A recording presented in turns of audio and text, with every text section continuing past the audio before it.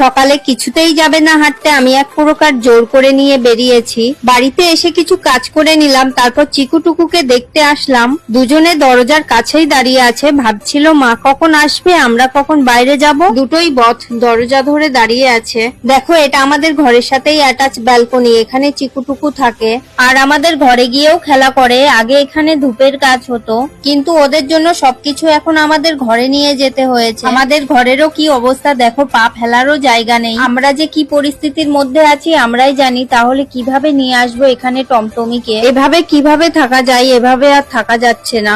চিকুটুকুর মারপিট টুকি টুকি খেলা দেখে যাও তোমরা সবাই। এখন তোমাদের দাদা আবার মার্কেটে বেরোচ্ছে। বাড়ি এসে একটু বসারও সময় পায় না, আবার বেরোতে হয়।